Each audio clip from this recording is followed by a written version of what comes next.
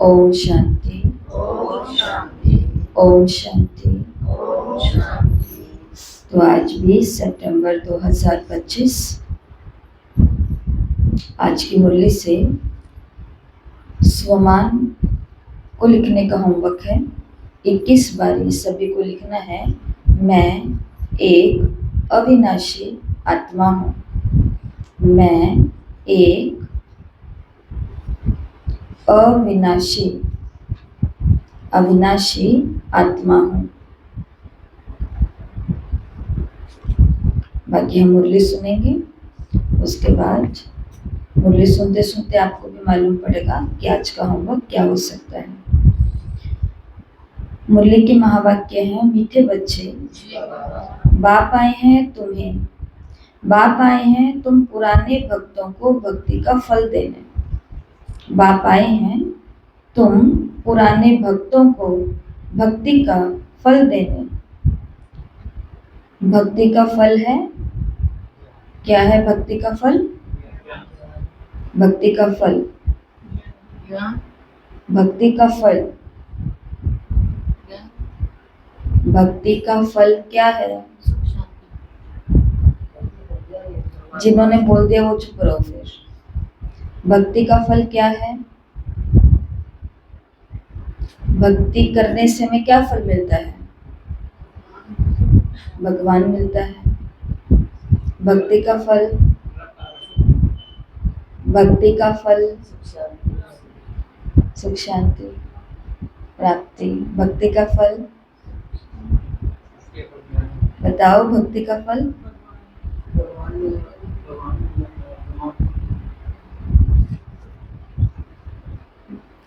तो भक्ति का फल है ज्ञान।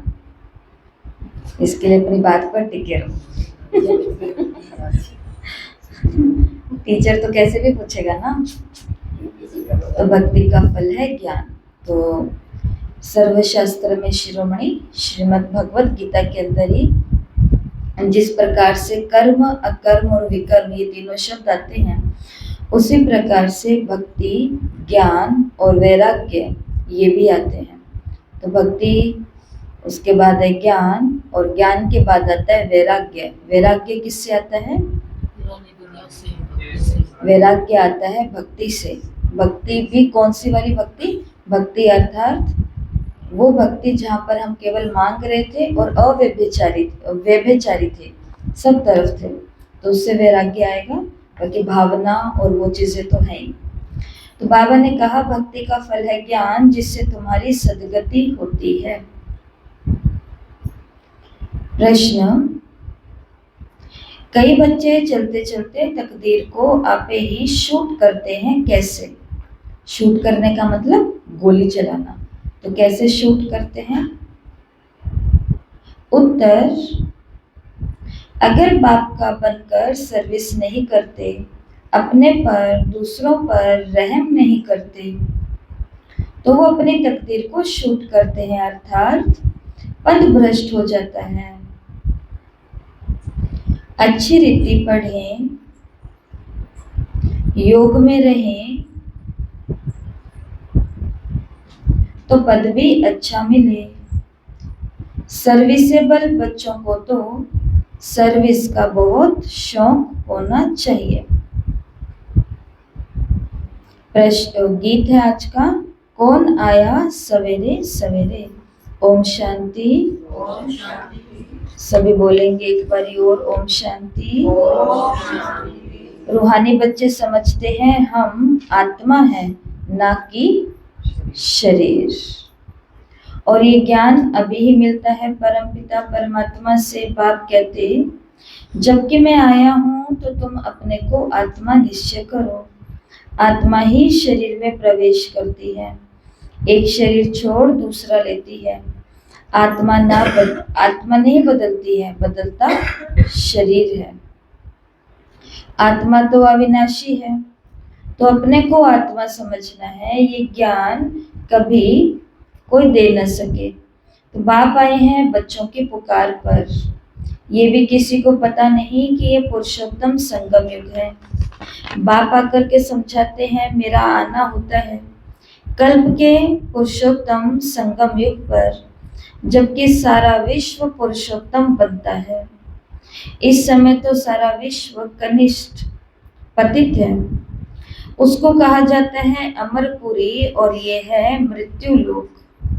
मृत्यु लोक में आसुरी गुण वाले मनुष्य होते हैं, अमर लोक में दैवी गुण वाले मनुष्य होते हैं, जिन्हें क्या कहते हैं? देवता। तो अमर लोक में दैवी गुण वाले मनुष्य हैं, इसलिए उनको देवता कहा जाता है। यहाँ भी अच्छे स्वभाव वाला होता है तो कहा जाता है ये तो जैसे देवता है। कोई दैवी गुण वाले होते हैं, इस समय सब है आसुरी गुण वाले मनुष्य। 5 विकारों में फंसे हुए हैं, तब गाते हैं इस दुख से लिबरेट करो। कोई एक सीता को नहीं छुड़ाया। बाबा ने समझाया है भक्ति को सीता कहा जाता है और भगवान को राम कहा जाता है, तो भक्तों को फल देने आता है। इस बेहद के रावण राज्य में सारी दुनिया फंसी हुई है, उनको कोई लिबरेट कर राम राज्य में बाप ले जाते हैं। रघुपति राघव राजा राम की बात नहीं है। तो इसके अंदर 2 बातें आती है ना, जो एक गीत गाते हैं हम या पंक्ति गाते हैं, रघुपति राघव राजा राम पतित पावन सीताराम। तो यहाँ पे 2 राम की बात हुई है।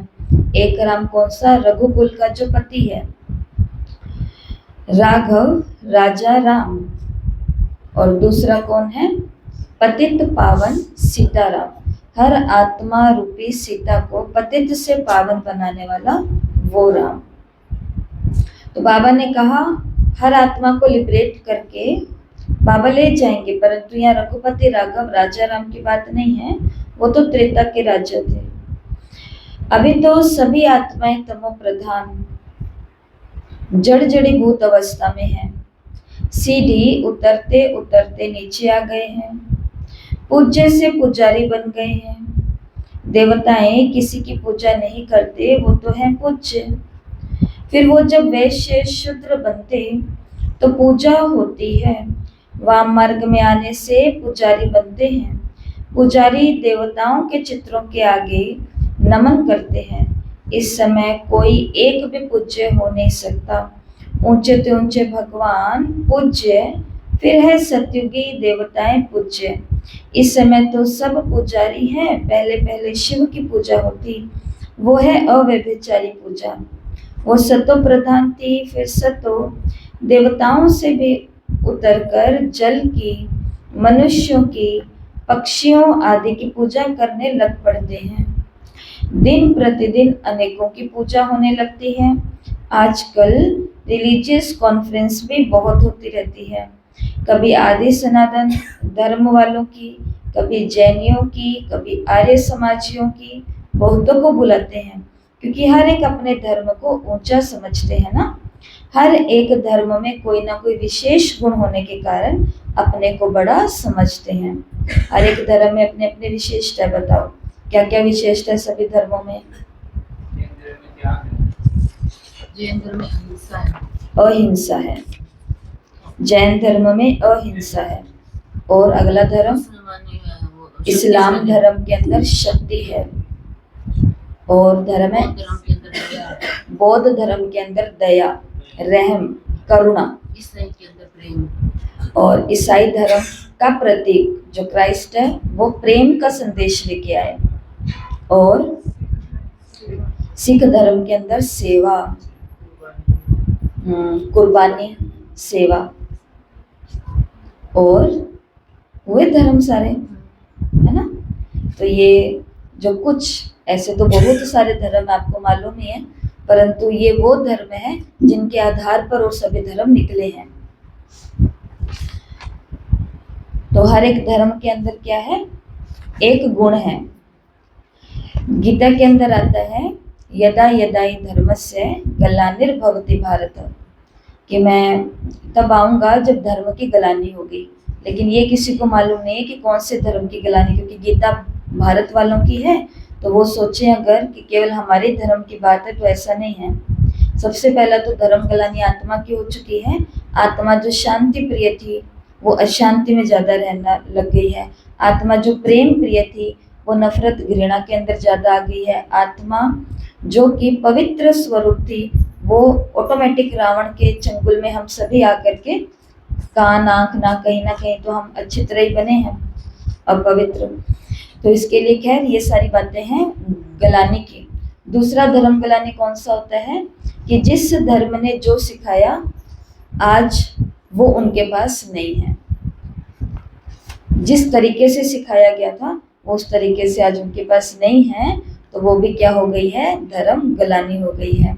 जिस धर्म के अंदर कहा गया कि प्राणी मात्र पर दया करो, उसी धर्म के सटीक जो देश है वहां पर ना जाने किन किन को खाया जा रहा है, क्या कुछ हो रहा है।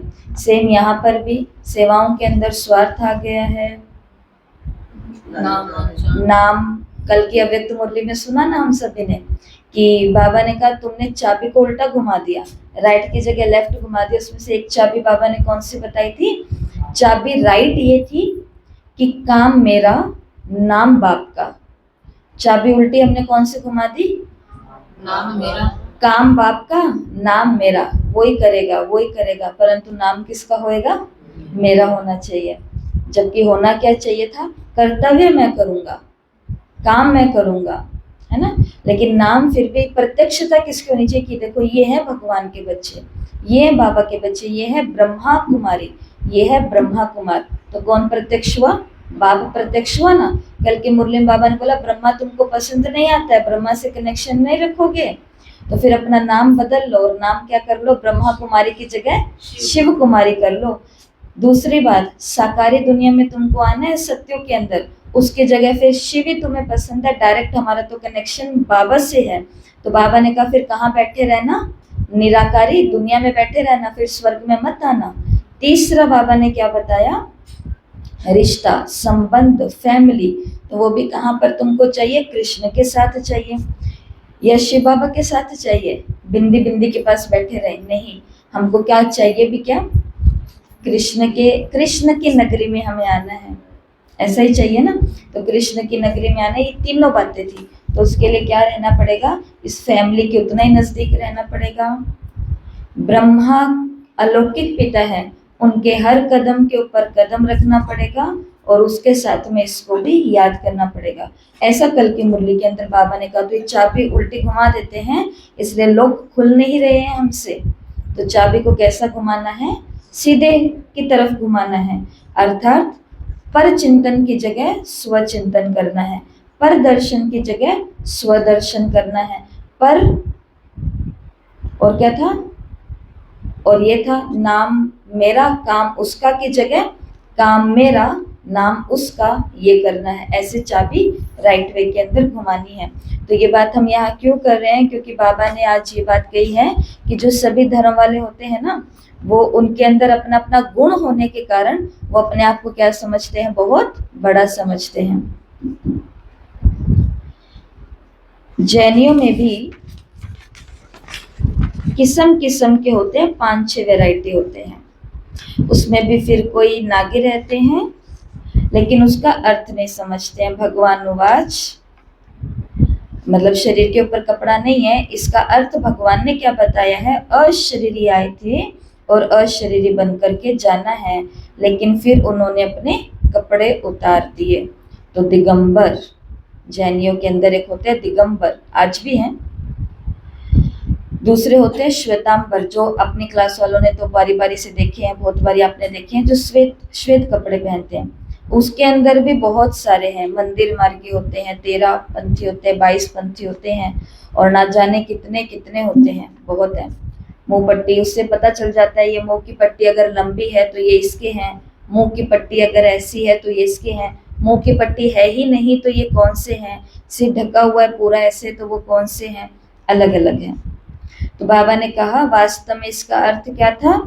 शरीर के ऊपर कपड़े ना पहनने का अर्थ था शंकर वाली अवस्था, कि अशरीरी आत्मा आई थी बिना शरीर रूपी कपड़े के और अशरीरी ही जाएगी। भगवानोवाच के अर्थ को नहीं समझते हैं। बाप कहते हैं तुम आत्माएं यहाँ ये शरीर धारण कर पाठ बजाने आए हो, फिर वापस जाना है, इन बातों को तुम बच्चे समझते हो। आत्मा ही पाठ बजाने आती है। झाड़ वृद्धि को पाता रहता है। नए नए किस्म के धर्म इमर्ज होते रहते हैं, इसलिए इनको वैरायटी नाटक कहा जाता है। वैरायटी धर्मों का ये झाड़ है, हर एक की अनेक ब्रांचेस हैं। मोहम्मद के बाद में आए हैं, पहले है इस्लामी। मुसलमानों की संख्या बहुत है। अफ्रीका में कितने साहूकार हैं, हीरे सोने की खानियां हैं। जहां बहुत धन देखते हैं उसके ऊपर चढ़ाई कर देते हैं, धनवान बन जाते हैं। क्रिश्चियन लोग भी कितने धनवान बने हैं। भारत में भी धन है परंतु गुप्त। सोना आदि कितना पकड़ते रहते हैं। तो भारत का धन कहाँ पर है? भारत के मंदिरों के अंदर है। याद है ना, पिछले 7-8-10 साल पहले एक आया था साउथ का मंदिर, केरल का मंदिर की कहाँ का था? केरल का था ना। तो उसके अंदर देखो कितना विष्णु की प्रतिमा और ना जाने कितना धन। बहुत। चावल है ना, सोने और चांदी की बोरियां निकली, एक खोल नहीं रहे, उस पर सांप कैसे है तो उसको खोल नहीं रहे हैं, परंतु उसके अंदर भी बहुत, मतलब उसको खोल नहीं रहे हैं डर के कारण कि कोई तंत्र विद्या नहीं है, कोई ऐसा जादू टोना नहीं है। अनेक कारण हो सकते हैं, मालूम नहीं, पर कुछ तो है। तो देखो बाबा ने यहाँ पर क्या बोला, भारत में भी धन है परंतु गुप्त। सोना आदि कितना पकड़ते रहते हैं। अब दिगंबर जैन सभा वाले कॉन्फ्रेंस आदि करते रहते हैं, क्योंकि हर एक अपने को बड़ा समझते हैं। ये इतने धर्म सब बढ़ते रहते हैं, कभी विनाश भी होना है, ये कुछ नहीं समझते हैं। सब धर्मों में ऊंच तो तुम्हारा ब्राह्मण धर्म ही है, जिसका किसी को भी पता नहीं। कलयुगी ब्राह्मण भी हैं, बहुत हैं, परंतु वो सभी हैं मुख वंशावली। प्रजापिता ब्रह्मा के मुख वंशावली ब्राह्मण, वो तो सब भाई बहन होने चाहिए। अगर वो अपने को ब्रह्मा की औलाद कहलाते हैं तो भाई बहन ही ठहरे, फिर शादी तो कर ना सके। सिद्ध होता है वो ब्राह्मण ब्रह्मा के मुख वंशावली नहीं है, सिर्फ नाम रखने वाले हैं। वास्तव में देवताओं से भी ऊंच ब्राह्मणों को कहा जाता है। छोटी है ना, ये ब्राह्मण ही मनुष्य को देवता बनाते हैं। पढ़ाने वाला है परमपिता परमात्मा, स्वयं ज्ञान का सागर, ये किसी को भी पता नहीं है। बाप के पास आकर ब्राह्मण बनकर फिर कल शूद्र बन पड़ते हैं। पुराने संस्कार पलटने में बड़ी मेहनत लगती है। पुराने जो संस्कार है, कौन से हैं पुराने संस्कार हमारे?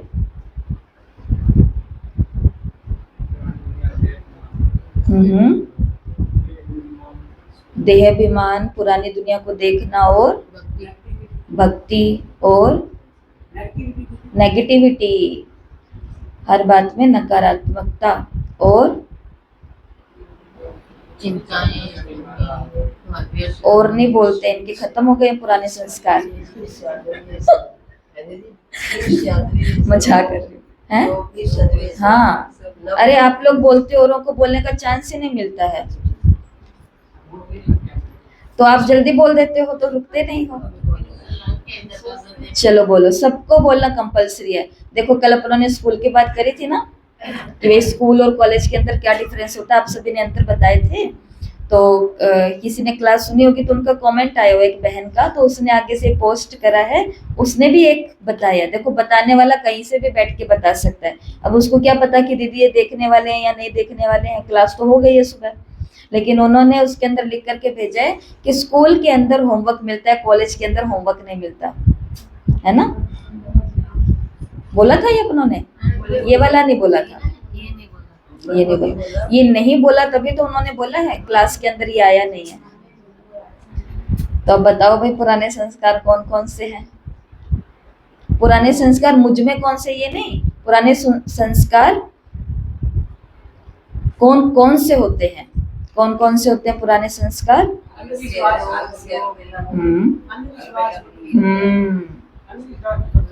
सबसे पहले, मतलब अंधविश्वास इतना बढ़ता जा रहा है कि आपको क्या ही बताएं हम। ऐसे ऐसे केस अपने पास आ रहे, तो मैं इनको केस ही बोलूंगी अच्छा लगता है ये बोलने में, क्योंकि बाबा ने काम बहुत बड़ा कर दिया है। अब ये वो वाला काम नहीं है दीदी हमारा मन शांत नहीं होता क्या करें, तो दीदियाँ बोलती आओ कोर्स कराएं, ये करो। वो इस समय चला गया, हमारी तो आंखों के आगे आगे जा रहा है समय। हम आपको किस भाषा के अंदर बताएं कि समय कितना फास्ट जा रहा है, पता भी नहीं चल रहा है। कल तक जो हमारे पास कुछ और समस्या लेकर के आते थे, अभी तो वो बोलते ही नहीं है, वो शांति शुंति अलग ही हो गई है। अब क्या है, ये जो अभी आप बात कर रहे हो अंधश्रद्धा की, अंधविश्वास की, या वहम भी तो बोल सकते हैं इसको। तो बताओ ऐसे ऐसे वहम है, वहम की भी अति हो चुकी है कि अगर हम कोई चीज देख रहे हैं, मानो कि यहाँ पर इतनी सारी किताबें पड़ी हैं और किताब मेरी, अब मैं ऐसे बैठी हूँ, मेरा टेबल पर पैर लग गया। अब टेबल तो बनी पैर लगाने के लिए है, लेकिन अंदर में क्या है, अंधश्रद्धा या फिर वहम है कि मुझे किसी भी चीज को पैर नहीं लगाना है ना। सब में भगवान या फिर ऐसा महान समझते हैं। अब एक एक चीज को जब तक इसको इसको इसको इसको इसको जब तक ऐसे ऐसे नहीं करते रहे, ये सबको था, हमें भी था, एक एक चीज को ऐसे टच करते थे, तो ये वहम, ये भी अंदर में एक प्रॉब्लम होती है, ये भी एक संस्कार अंदर ही अंदर बन जाता है। अब भगवान के लिए कोई नहीं आ रहा है, हमें भगवान चाहिए। मुझे तो अभी तक ऐसे कोर्स वाले मिल नहीं रहे हैं जो ये बोले कि हमें भगवान चाहिए, इसलिए हमें एक शांति वाले भी नहीं आ रहे, कोई नहीं आ रहे। अब ऐसी ऐसी समस्या, नींदें नहीं आ रही है, नींद नहीं आ रही, और दूसरा रिश्तों की प्रॉब्लम जो आ रही है। हाँ, तीसरा छोटे बच्चे को कैसे हम समझाएं, उसको ना मार सकते हैं, उसको ना हम ज्यादा प्यार दे सकते हैं, कंफ्यूजन है, दोनों में बिगड़ेंगे ना। ज्यादा मार देंगे तो भी रिस्क है, ज्यादा प्यार देंगे तो भी रिस्क है, तो फिर क्या किया जाए। तो फिर वो ऐसे समाधान, अब ये समाधान लेने, और ये हम सभी को, एक बहन आए, बताओ ज्यादा तो बड़ी उम्र ही नहीं है, बहुत ही छोटी है, हमसे भी छोटी है वो। अब वो जहाँ पर रह रही है वहां पर उसको क्या वहम लग गया है, बार बार नहाने का। ये सारे अंदर के रोग होते हैं, मानसिक मनोज जिनको बोलते हैं। वो दिन में कहती है मैं 50 बार, मेरा यही काम है, उसके अलावा मेरा कोई काम नहीं है। काम के कौन से दिन आना चाहिए? नहीं, काम भी बहुत है, वो बहुत अच्छे प्रोफेशन के अंदर है, परंतु वहां पे भी उसने सारा प्रबंध करके रखा है, अपने साथ में सब लेकर के जाती है। तो ये अब बताओ, परंतु इन सभी चीजों का समाधान फिर भी क्या है, आत्मा और परमात्मा का ज्ञान। और हो गया, उसका छूट गया, उसका ये छूट गया, उसका ये छूट गया, उसका ये छूट गया, हो गई, ऐसे टच करने वाला कार्यक्रम पूरा हो गया। यहाँ तक कि एक चीज देख करके मोबाइल के अंदर निकलेंगे तो वहम रहता है, पिछले वाला मैंने छोड़ दिया, कहीं कुछ हो तो नहीं जाएगा, फिर पीछे जाके उसको ढूंढते हैं और जा करके करते हैं, जिन बातों पर हमें मतलब एक हमें भी हंसी सी आती है कि भाई ये क्या चीजें हैं, लेकिन वो आत्मा इन चीजों से उलझी हुई है। जो शब्द उन्होंने बोला, अंधश्रद्धा या विश्वास, ये जो भी चीजें हैं इतनी ज्यादा, क्योंकि सब तरफ आत्माओं की बुद्धि हो गई है, व्यभिचारी हो गए हैं। ना जाने सुख कहाँ से मिल जाएगा, ना जाने भगवान कहाँ से मिल जाएगा, ना जाने शांति कोई वीडियो के अंदर ही ना हो, और वो छूट गई तो भगवान मेरे को पाप ना दे दे। ऐसे बहुत सारी चीजें लोगों के अंदर बैठी हुई। इसलिए बाबा मुरली में क्या शिक्षा दे रहे हैं, पहला ये बात जो आप बाबा ने जैन दिगंबरों के लिए भी बोल दी है, वो उदाहरण देकर के बाबा ने बताया है कि तुम इस शरीर के साथ आए ही नहीं थे, तुम्हें शरीर के साथ जाना भी नहीं है, तो क्यों पंगे लेना, क्यों ऐसी चीजों में हमें फंसना।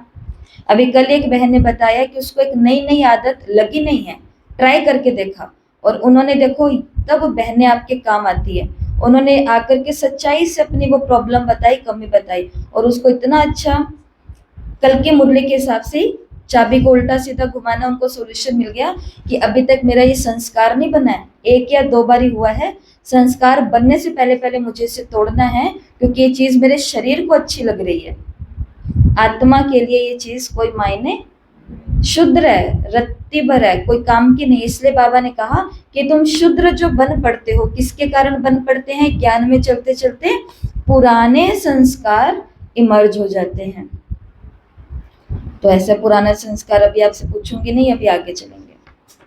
तो बाबा ने कहा बाप के पास आकर ब्राह्मण बनकर फिर कल शूद्र बन पड़ते, क्यों, क्योंकि पुराने संस्कारों को पलटने में बड़ी मेहनत है, बहुत सारा योग और बहुत सारा अटेंशन। क्या कहा शिष्य ने अपने गुरु को कि बस मुझे तो एक शब्द दो सभी समस्याओं का समाधान।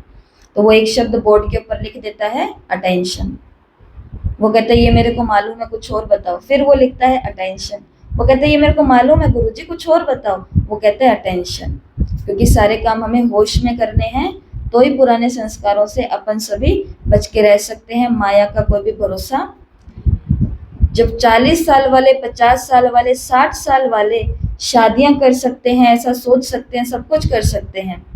एक सेंटर पर जिस भाई ने जिस बहन को कोर्स कराया समर्पित, भाई की उम्र है पिता के समान उस बहन के, लेकिन कोर्स कराते कराते वो पैसा दिखता है, वो सब चीजें दिखती है, ऐसा देह का आकर्षण होता है कि दोनों ने जाकर के शादी कर ली। दोनों यज्ञ को छोड़ करके चले गए। सुनने में कैसा लग रहा है? वो भी ऐसे ही सुनते और सुनाते होंगे। उदाहरण तो सारे ब्रह्मा कुमार कुमारी ऐसे देते हैं ना, लेकिन माया कहाँ से आती है? इसके लिए काम किस पे करना है? पुराने संस्कारों के ऊपर। बाकी शरीरों से हमको कोई लेना देना नहीं होना चाहिए। मेहनत है, अपने को आत्मा निश्चय कर बाप से वर्षा लेना है। रूहानी बाप से रूहानी बच्चे ही तो वर्षा लेंगे ना। बाप को याद करने से ही, बाप को याद करने में ही माया के विघ्न पड़ते हैं। बाप कहते हैं हाथ काट दिल, जो परमात्मा है उसके अंदर अपना दिल लगाए रखो। ये है बहुत सहज। बाबा ने तो कहा है ये क्या है? बहुत सहज। एक फकीर राजा के पास गया। राजा के पास एक कटोरा लेकर के गया बड़ा सारा, और राजा को कहता कि मैंने पूरा नगर छान लिया, कोई नहीं है जो मेरा ये कटोरा भर के मुझे दे। आपके पास ही आया हूँ लास्ट में, तो आप ये कर सकते हो। मैंने सुना है आप बहुत बड़े दानी हो, ये हो वो हो। वो बोलते कि लो, इसमें क्या बड़ी बात है, इतना से पात्र ही तो है, भर देंगे इसको भी। उनको बुलाता है अपने सैनिकों को, कहता है ये पात्र लो, अंदर में जितना भी सोना, इसके अंदर जितना भी सोना आए सारा सोना इसके अंदर डाल करके लाओ। वो बाहर लेकर के आते हैं, उसके जैसे हाथ में पकड़ाते हैं इतने के अंदर वो उसके अंदर और स्पेस बन जाता है, जगह और बन जाती है। फिर कहते हैं कोई बात नहीं, अंदर से और सोना लेकर के आओ, अशरफियां लेके आओ। उसके अंदर डालते हैं, फिर कम पड़ जाती हैं। फिर कहते हैं मोती लेकर के आओ, फिर कम पड़ जाते हैं। फिर बोलते हैं माणक पन्ना ये वो सब लेकर के आओ। डालते जा रहे हैं, डालते जा रहे हैं, डालते जा रहे हैं, परंतु उसके अंदर तो वो भर ही नहीं रहा है। फिर राजा ने बोला कि ये बना किस चीज का? आखिर ये कौन सा जादू है, तुम कटोरा लेकर के आए हो पात्र जो कि भरने का ही नाम नहीं ले रहा है। तो वो बताता है कि ये जो पात्र है, ये आपको इसलिए याद आया, ये कहानी इसलिए सुना रहे हैं क्योंकि बाबा ने मुरली में कुछ कहा है। वो कहता है ये पात्र जो बना है ये मनुष्य के हृदय से बना है। ऐसा हृदय जो भरने का नाम ही नहीं लेता, और डालते जाओ, और डालते जाओ, और डालते जाओ, और डालते जाओ, लेकिन हमारा जी भर रहा है? नहीं भर रहा है। तो इसके लिए वो कहानी तो यहीं पर खत्म हो जाती है। परंतु ये जो बात बाबा ने कही, हमको कर्म से अलग होकर के कोई भी बाबा को याद करना इतना आवश्यक नहीं है जितना आवश्यक कर्म में याद करना है, क्योंकि प्रॉब्लम सारी यहाँ पर भी तो आती है ना कर्म के सेवाओं के अंदर। इसके लिए बाबा ने कहा कि कर्म से बाप को याद करते जाओ, और दिल से बाप को याद करते जाओ, और कर्मों से अपने कार्य करते जाओ, हाथों से अपने कार्य करते जाओ। हाँ जी, ये बहुत सहज है। जैसे आशिक माशिक होते हैं ना, जैसे एक दो को देखते हैं तो एक दो को देखने बगैर रह नहीं सकते। बाबा तो माशूक ही है, आशिक सब बच्चे हैं जो बाप को याद करते रहते हैं। एक बाप भी है जो कभी भी किसी पर आशिक नहीं होते, क्योंकि उनसे ऊंचा कोई है ही नहीं। इसलिए हमारा मनुष्य का हृदय किससे भरेगा? अनंत है हमारा हृदय, और अनंत हृदय अनंत ही प्यास बुझा सकता है। और अनंत कौन है? भगवान। परंतु भगवान मिलने के बाद भी, भगवान का सब कुछ मिलने के बाद भी ये दिल क्यों नहीं भर रहा? तो रहस्य कहीं और भी बाकी है, उनको खोजना है तो भरेगा। बाकी हाँ, बच्चों की महिमा करते हैं, तुम भक्ति मार्ग से लेकर मुझ माशूक के सब आशिक हो, बुलाते भी हो कि आकर के दुखों से लिबरेट कर पावन बनाओ तुम सब ब्राइड्स हो। मैं हूँ ब्राइड ग्रूम, तुम सब सजनिया, और मैं हूँ साजन। तुम सब आसुरी जेल में फंसे हुए हो, मैं आकर के छुड़ाता हूँ। यहाँ मेहनत बहुत है, ऊपर का है बहुत सहज है, और अब का है यहाँ मेहनत बहुत है। क्रिमिनल आई धोखा देते, मेहनत सिर्फ इतनी, हमारे संस्कार बीच में आ जाते हैं। क्रिमिनल आई धोखा देती है, सिविल आई बनने में मेहनत लगती है। तो कौन सी दृष्टि रखनी है? भाई भाई की। देवताओं के कितने अच्छे कैरेक्टर्स हैं। अब ऐसा देवता बनाने वाला जरूर चाहिए ना। कॉन्फ्रेंस में टॉपिक रखी, टॉपिक का नाम है मानव जीवन में धर्म की आवश्यकता। तो बाबा ने कहा, ड्रामा को ना जानने के कारण मूंझे हुए हैं, तुम्हारे सिवाय कोई समझा न सके।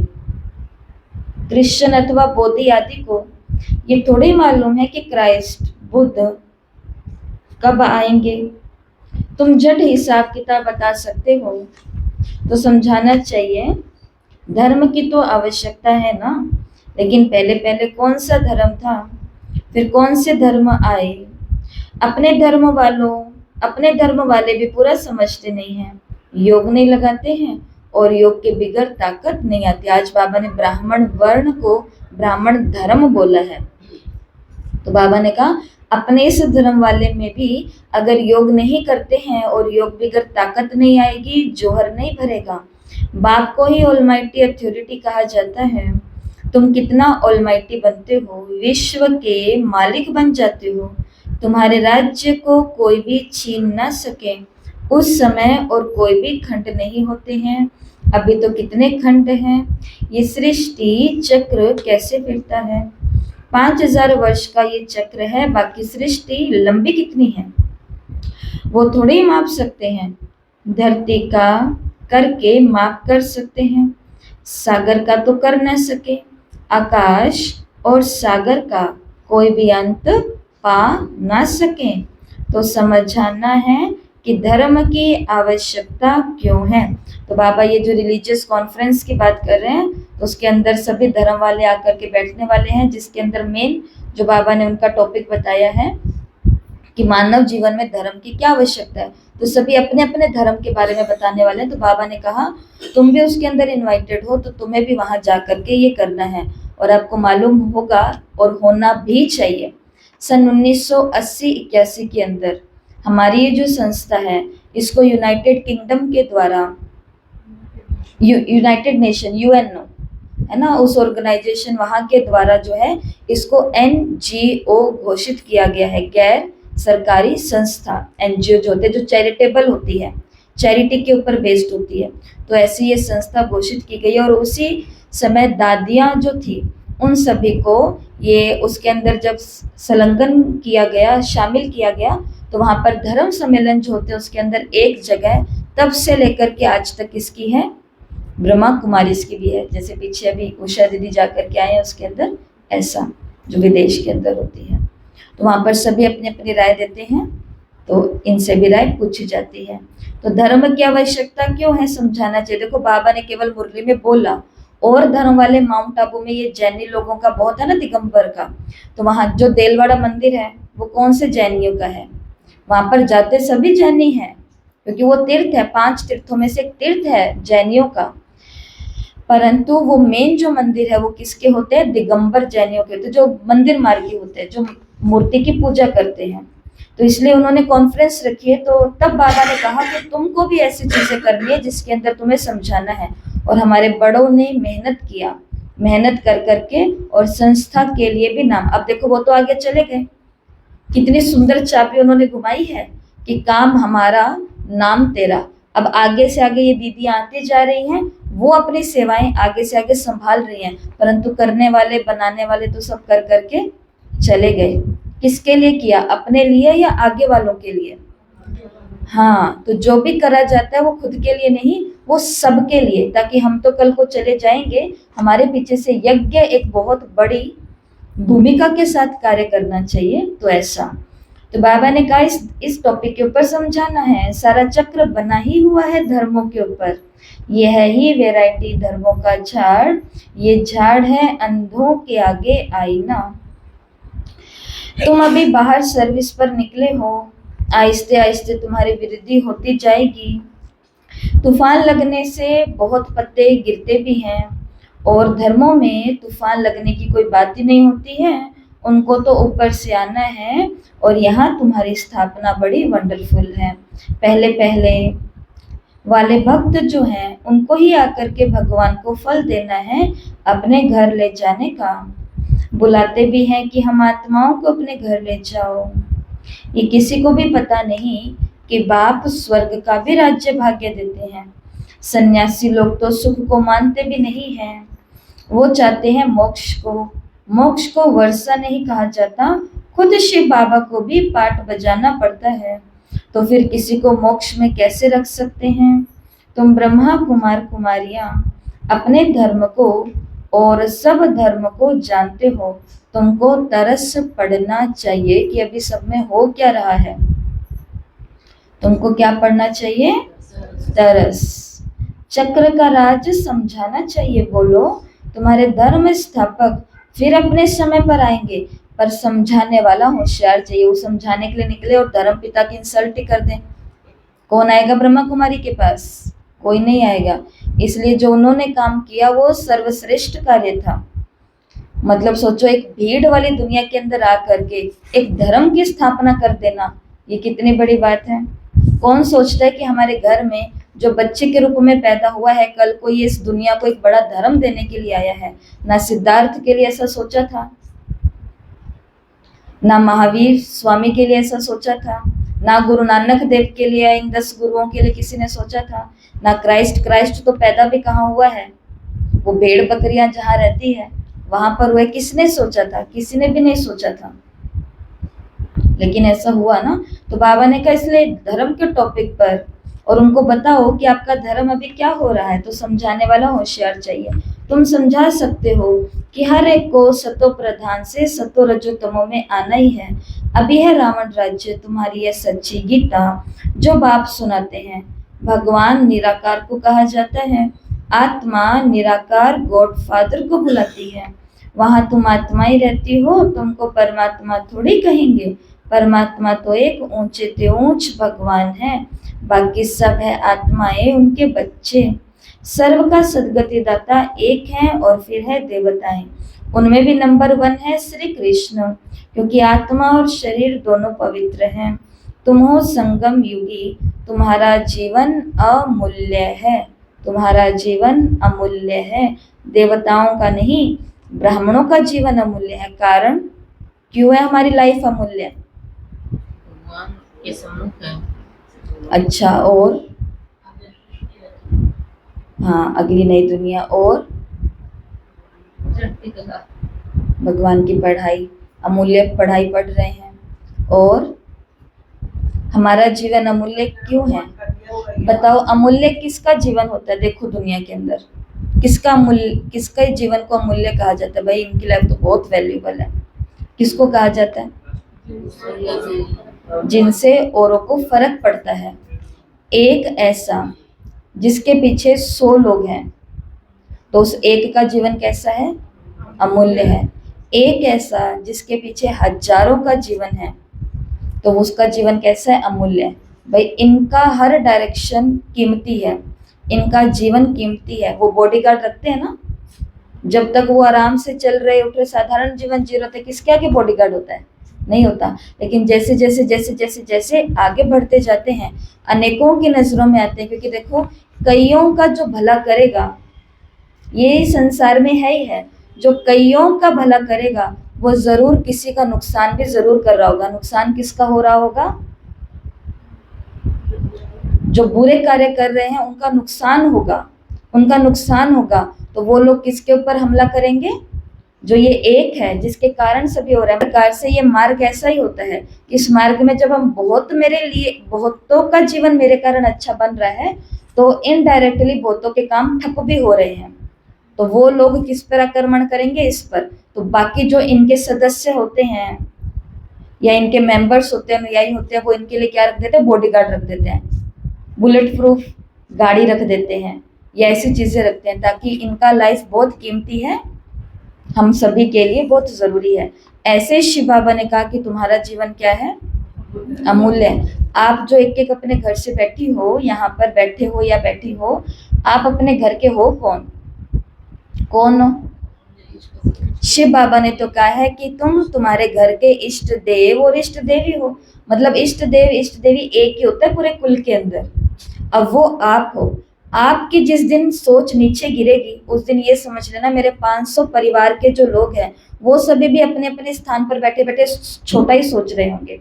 और जब मेरी सोच ऊंची उठेगी, तो वो 500 लोग जहां पर भी बैठे हैं उन सभी की सोच ऑटोमेटिक ऊंची, जैसे कि एक छोटा सा बेबी है, छोटा सा बच्चा है, उसका पढ़ाई में जी नहीं लग रहा है, लेकिन घर की इष्ट देवी बहुत आराम से अपनी पढ़ाई कर रही है और सबको करा रही है, कर रही है और करा रही है, ऊंचा उठ रही है, सबको उठा रही है। ऑटोमेटिक उसके अंदर भी ऑटोमेटिक बैठे बैठे संकल्प आएगा कि छोड़ो यार, आज मेरे को तो पढ़ना है, मैडम के आगे अच्छे से नंबर लेकर के आने हैं। छोटे बच्चे के अंदर भी संकल्प आएगा। हमारा पूरा खानदान जो नीचे गिर रहा है अव्यक्त मुरली में, बाबा ने उसका भी कारण किसे बताया है? हमें ही बताया। तो जीवन अमूल्य है या नहीं है? या इसको गंवा दे इधर उधर ऐसे ही? नहीं गंवा सकते हैं। देवताओं का नहीं, तुम्हारा जीवन अमूल्य है। बाप तुमको अपना बच्चा बनाए, देखो तुम पर कितनी मेहनत कर रहे हैं। देवताओं पर इतनी मेहनत करेंगे? वो पढ़ाने के लिए तो बच्चों को स्कूल भेज देंगे। देवता सुबह सुबह उड़न खटोले पे बिठा करके कहाँ भेज देंगे? स्कूल में भेज देंगे। यहाँ बाप तुमको बैठ करके पढ़ाते हैं। वो बाप, टीचर, गुरु तीनों ही हैं, तो कितना रिगार्ड होना चाहिए। सर्विसेबल बच्चों को सर्विस का बहुत शौक होना चाहिए। बहुत थोड़े हैं जो अच्छे होशियार हैं, जो सर्विस में लगे हुए हैं। हैंड्स तो चाहिए ना। लड़ाई के मैदान में जाने के लिए जिनको सिखलाते हैं उनको नौकरी आदि सब छुड़ा देते हैं। तुम्हारे पास भी लिस्ट रहती है। फिर मिलिट्री को कोई रिफ्यूज कर ना सके कि हम मैदान पर नहीं जाएंगे, ड्रिल सिखलाते हैं तो जरूर बुला भी लेंगे। रिफ्यूज करने वाले पर केस चलाते हैं। यहाँ तो वो बात है नहीं। यहाँ तो फिर अच्छी रीति से अगर सर्विस नहीं करते हो तो पद भ्रष्ट हो जाएगा। यहाँ कौन किसको निलंबित करेगा? कोई नहीं करेगा। यहाँ पर तो सभी सेवाधारी है, टीचर, स्टूडेंट सब सेवा पर हैं। बस इतना होगा कि जो अच्छी सेवा नहीं करेगा या हैंड नहीं बनेगा, सहयोगी नहीं बनेगा, वो अपना पद भ्रष्ट करेगा। सर्विस नहीं करते तो गोया आप ही अपने को शूट करते हैं, पद भ्रष्ट हो जाता है, अपनी तकदीर को शूट कर देते हैं। अच्छी रीति पढ़ें, योग में रहें तो अच्छा पद मिले। अपने पर रहम करना होता है, अपने पर करें और दूसरे पर भी करें। बाप हर प्रकार की समझाने देते रहते हैं। ये दुनिया का नाटक कैसे चलता है? तो राजधानी की स्थापना हो रही है। इन बातों को दुनिया में कोई नहीं जानते। अब निमंत्रण तो मिलते हैं। तो ब्रह्मा कुमारियों को क्या मिलने लगे थे उस समय? निमंत्रण मिलने लगे थे। तो बाबा ने कहा निमंत्रण तो मिलते हैं, 5-10 मिनट में क्या समझा सकेंगे? 1-2 घंटा दें तो समझा सकेंगे। ड्रामा को तो बिल्कुल जानते नहीं। पॉइंट्स अच्छी जहाँ तहाँ लिख देने चाहिए, परंतु बच्चे भूल जाते हैं। बाप क्रिएटर भी हैं। तुम बच्चों को क्रिएट करते हैं, अपना बनाया है। डायरेक्टर बन करके डायरेक्शन भी देते हैं, श्रीमत देते और फिर एक्ट भी करते हैं, ज्ञान सुनाते हैं। ये भी उनकी ऊंच एक्ट है ना। ड्रामा के क्रिएटर, डायरेक्टर और मुख्य एक्टर को ना जाना तो क्या ठहरा? ड्रामा के क्रिएटर, डायरेक्टर और मुख्य एक्टर को ना जाना तो क्या ठहरा? तो आज बाबा ने तीनों का महत्व बता दिया कि क्रिएटर बनकर के भगवान अपनी रचना को क्रिएट कर रहे हैं। क्रिएट कर करके छोड़ नहीं देते हैं। उसके बाद में रोज की मुरली के अंदर डायरेक्शन दे करके डायरेक्टर बन करके डायरेक्शन भी दे रहे हैं।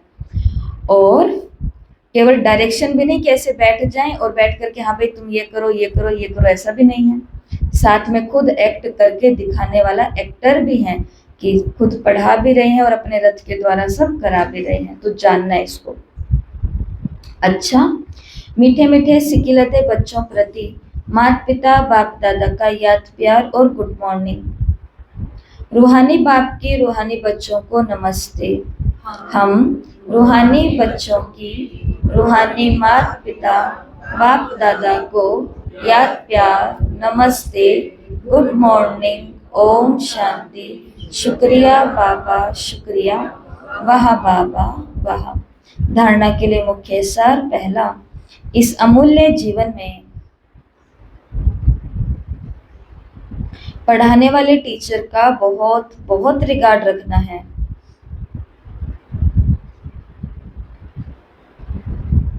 पढ़ाई में अच्छा होशियार बन सर्विस में लगना है।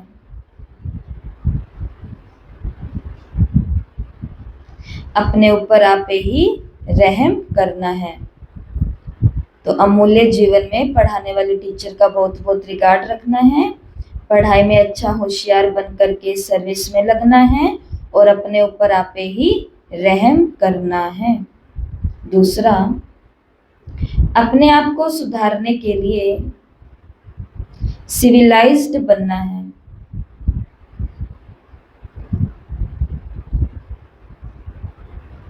अपने कैरेक्टर सुधारने हैं, अपनी चलन, अपना आचरण, अपना व्यवहार, अपने कैरेक्टर सुधारने हैं। मनुष्यों को देवता बनाने की सेवा करनी है। तो कितना सारा काम बाबा ने हमें करने के लिए दिया है। आज का वरदान, रूहानी ड्रिल के अभ्यास द्वारा,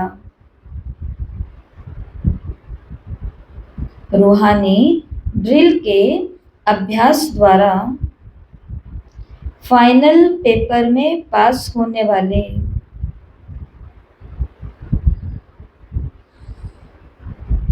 सदा शक्तिशाली भव। सदा शक्तिशाली भव।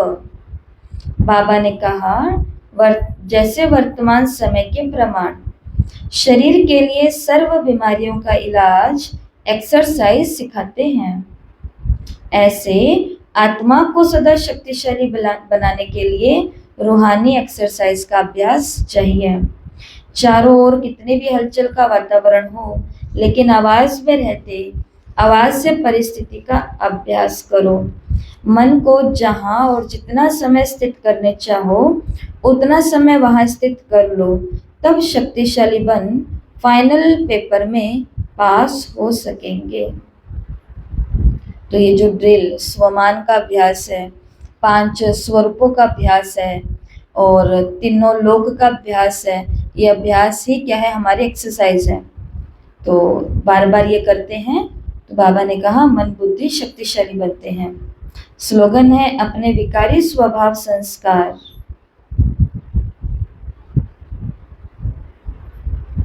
व कर्म को समर्पण कर देना ही, अपने विकारी स्वभाव संस्कार व कर्म को समर्पण कर देना ही समर्पित होना है। तो समर्पण की असली परिभाषा क्या है? मेरे विकारी संस्कार, स्वभाव और कर्म सब मैंने भगवान के आगे समर्पण कर दिया है।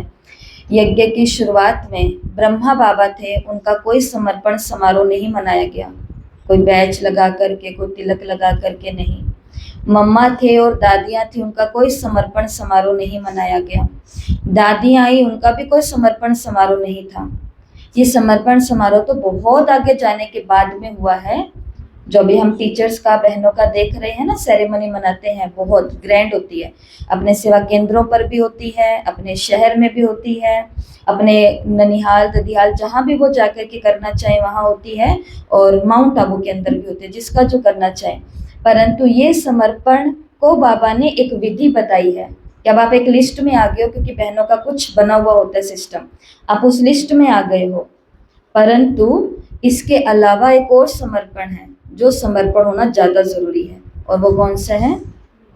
पुराने संस्कार, पुराना स्वभाव और पुराने नहीं, विकारी स्वभाव, विकारी संस्कार और विकारी कर्म, उन सभी का समर्पण किया, तब भी हमारा क्या होगा? समर्पण होगा। तो ऐसी समर्पण सेरेमनी मनानी है सभी को। बताओ, समर्पण केवल टीचर्स का ही होता है क्या? जिज्ञासुओं का नहीं होता? लेकिन कहीं पर मनाई आपकी सेरेमनी? अब मनाएंगे। तो देखो, जिसकी समर्पण सेरेमनी होती है ना, उसके बाद में अगर गलती से भी उनसे कोई विकारी काम हो जाता है तो आउट, भेज दिया जाता है वापस घर। फिर सोच के बताना, आउट हो जाएंगे, नहीं तो देखना एक गलती। समर्पण इतना सस्ती चीज थोड़ी ना है कि ऐसे ही हो जाए, इसके लिए। हाँ, और अगर करना है तो गुप्त भी कर सकते हो। जैसे कई समर्पण ऐसे होते हैं जो दिखावे के नहीं होते हैं। कई माता पिता और कन्या परिवार है, वो ये चाहता है कि गुप्ती हो जाए, तो वो अपनी जो भी निमित्त होती है उसके साथ मिलकर के हो जाता है। तो यहाँ पर भी अगर सबके बीच में आपको सेरेमनी नहीं करनी है तो गुप्त में कर सकते हो, ये अच्छा ना। तो ऐसा होता है, यज्ञ में भी ऐसा होता है। तो ऐसा गुप्त कर सकते हो कि दीदी मैं विकारों की सेरेमनी करना चाहती हूँ, समर्पण की, तो मैं ना पुराना विकारी संस्कार लाऊंगी, ना स्वभाव लाऊंगी, ना कर्म लाऊंगी। अगर लाऊं तो मेरे को क्या कर देना 6 महीने के लिए, ऐसा ही है। तो शिव बाबा हमसे यही समर्पण चाहते हैं, क्योंकि दुनिया का भला इसी समर्पण से होगा। और आज लास्ट में अव्यक्त इशारे हैं ज्वाला रूप बनने के, ज्वाला स्वरूप के योग के। जब तक आपकी याद ज्वाला रूप नहीं बनी है तब तक विनाश की ज्वाला भी संपूर्ण ज्वाला का रूप नहीं लेती। ये भड़कती है और फिर शीतल हो जाती है, क्योंकि ज्वाला मूर्त और प्रेरक आधार मूर्त आत्माएं अभी स्वयं ही ज्वाला रूप नहीं बनी है। अब ज्वाला रूप बनने का दृढ़ संकल्प लो और संगठित रूप में मन बुद्धि की एकाग्रता द्वारा पावरफुल योग के वाइब्रेशन चारों ओर फैलाओ। इसलिए हमारा अमृत वेला और हमारा नुमा शाम, इन 2 योगों को कभी भी भट्टी की लिस्ट में नहीं रखा गया है। उसके पीछे का कारण यही है कि ये 2 योग ऐसे योग हैं जहाँ पर हम इकट्ठे हो सकते हैं। जैसे मधुबन के अंदर सब इकट्ठे होते, पहले सेंटरों पर भी ऐसा ही होता था, जो हमने भी समय देखा है।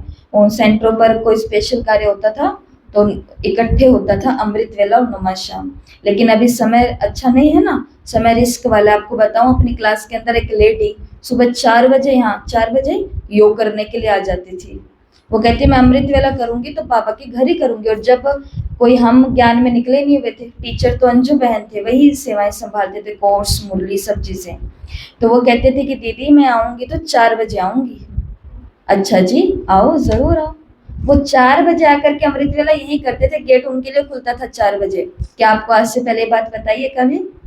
ऐसी बहुत कहानियां हैं जो छिपी हुई हैं, आज उसका उद्घाटन करते हैं। उसके बाद में जब वो रोज आने लगे तो इन्होंने उनको बोला कि मुझे ऐसा लग रहा है कि ये चीज़ अच्छी नहीं है। योग के अंदर बाबा कुछ टचिंग भी तो देते हैं ना कि ये चीज़ अच्छी नहीं है, कि आप 4 बजे अंधेरे में अकेले आते हो ना, तो ये अच्छी बात नहीं है, ना आपके लिए ना हमारे लिए, दोनों ही बातें अच्छी नहीं है। उन्होंने बोला कि नहीं दीदी आप मेरे को रोको मत, मेरे को तो बाबा का योग यही आकर के करना है, मेरे को रोको मत। तो इन्होंने कहा कि ठीक है, फिर कोई योग के लिए थोड़ी ना रोकेंगे, ये तो अच्छी बात है, कहीं बाबा हमें कोई दोष ना दे।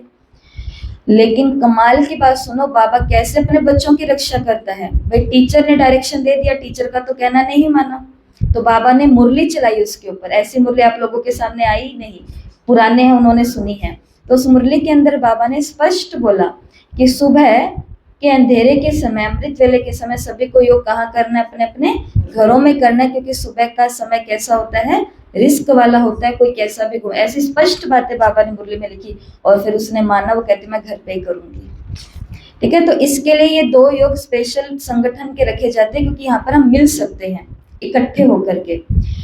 तो बाबा ने कहा फिर कौन सा योग करो? एकाग्रता का पावरफुल योग करो और चारों ओर अपने वाइब्रेशन फैलाओ। तो आज का पहला होमवर्क आपने लिया है, मैं एक अविनाशी आत्मा हूँ। कितने बारी लिखना है ये? 21 बारी लिखना है। दूसरा, जो आज हम मुरली के अंदर बाबा ने औरों पर रहम करने के लिए कहा है, सेवा के लिए कहा है, तो एक सेवा है, आज कम से कम एक आत्मा को आत्मा परमात्मा का परिचय देना है। कम से कम एक ढूंढना, उसे को किस कोने के अंदर है। कम से कम एक आत्मा को आत्मा परमात्मा का परिचय देखना। फोन लिस्ट में जाना, कोई ऐसी बहन, कोई ऐसी सखी सहेली है जो अभी तक बहुत पुरानी छूटी हुई है, आज उसको आत्मा और परमात्मा का परिचय देना, मेडिटेशन का परिचय देना। और आज का तीसरा होमवर्क है वो ये है, रूहानी ड्रिल करनी है आज। 5-5 मिनट आवाज से परे स्थिति का अभ्यास करना। पूरे दिन में, पूरे घंटे में समय निकालना है। चलो यहाँ पे 5 मिनट नहीं तो 2 मिनट भी ले लो, 5 मिनट 2 मिनट भी आप ले लो। तो पूरे दिन में इतनी देर भी हमको क्या करना है? आवाज से परे, परम धाम में जाकर के बैठना। हो सकता है या नहीं हो सकता?